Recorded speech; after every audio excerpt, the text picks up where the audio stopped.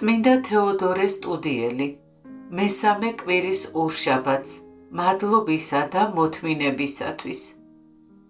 გვაკურთხე მამაო, ძმებო და მამებო, რომლებსაც უფლის სიყვარული და სურვილი მარადიული სიკეთისა სანთლად დაგვინთია, გვევალება, რომ ყოველდღე გავაპოხიეროთ იგი ზეთით და ამ წმინდა მარხვის დღეებში და ყოველ წელს როგორცაა დაწესებული, პირველად უფლის ნაყოფად და ჩვენი ცოდვების შესანანებლად შევამზადოთ ზეთი ჩვენი სულიერი ლამპრებისა, რომ არ დაშრეს და ჩაქრეს იგი, ღამით აქეთ-იქით სვლით და ვნებებისგან შემცდარნი არ ჩავიძიროთ. რა არის ეს ზეთი? ესაა გახსენება და გააზრება ჩვენი პირველქმნილი საქმეებისა, ახლა მომხდართა და მომავალში მოსასვლელებისა. მოდით გავიხსენოთ ჩვენი სიჭაბუკის დღეები, რომლებშიც ისე ვიყავით ჩაფლულნი, როგორც უმეცრების წყვდიათში, როგორც საქმეთა ზღვაში ღელვაგვემულები, ან და როგორც სურვილების უფსკრულში დანთქმულები.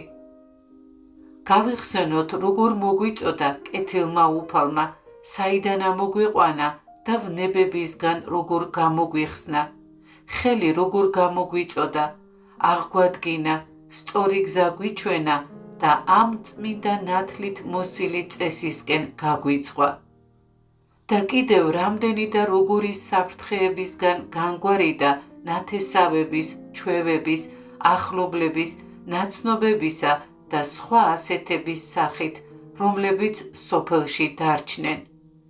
ჩვენ კი ეგვიპტეში მონობის მსგავსად გამოგვიხსნა და მოღვაწეობის იმ მაღალ მთაზე აგვიყვანა, სადაც ვხედავთ და ვაცნობიერებთ, თუ როგორ ეცემიან ადამიანები უფსკრულში, როგორ იტანჯებიან, როგორ ამაოდ იღწვიან და დასაღუპავად ოფლს ღვრიან. მათი შრომა აქამდე იყო ნეტარი და არა მისაგებელი მარადიული სატანჯველისა. რამდენი რამ გვიბოძა გამოხსნისათვის უფალმა, ჩვენი მისაგებელი კი მისი მორჩილება, ამ სოფლისგან ლტოლვა, მშობლებისა და ახლობლებისგან შორს ყოფნაა.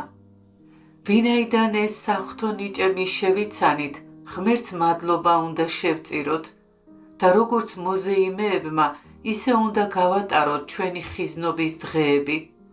ებრაელებზე უფრო მეტად უნდა ვიგალობოთ და ვთქვათ, ვუმღერი უფალს, რადგან განდიდდა დიდად, დამღუპველ ზღვაში გადაყარა ცხენი და მხედარი.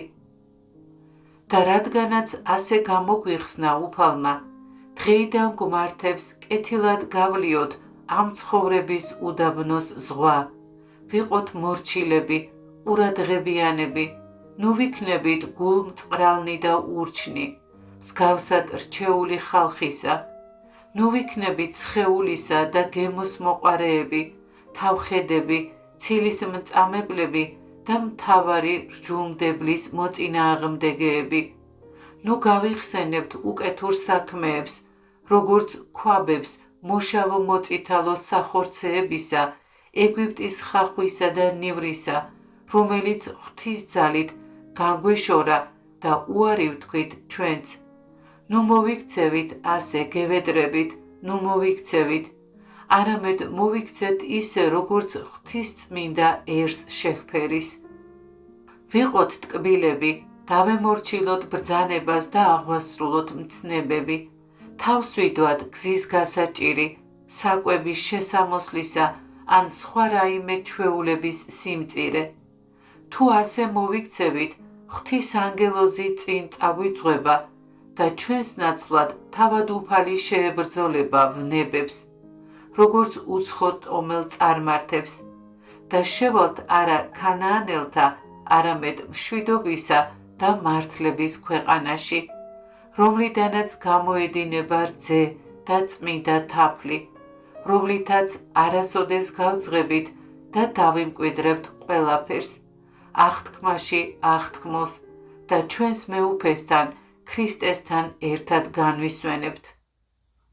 განჭვრიტეთ ძმებო ჩვენთვის გამზადებული სასუფეველი, ასევე ზარმაცთა სატანჯველი. დავფიქრდეთ იმაზე, რაც ურჩერს შეემთხვა. დავფიქრდეთ, რომ მათ ნაცვლად სასუფეველში მორჩილები შევლენ.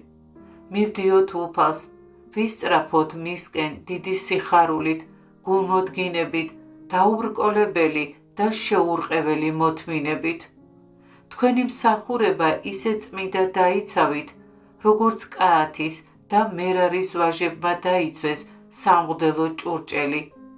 ბეჯითად ავიღოთ უფლის რჯულის კარავი, რომელიც სახარების მცნებებია.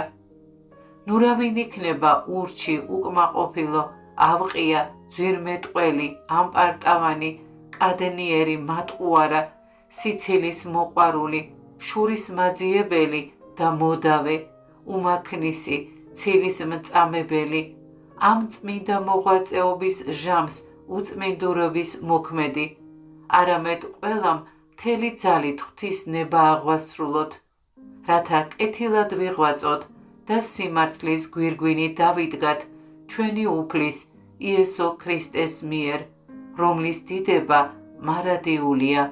ამინ.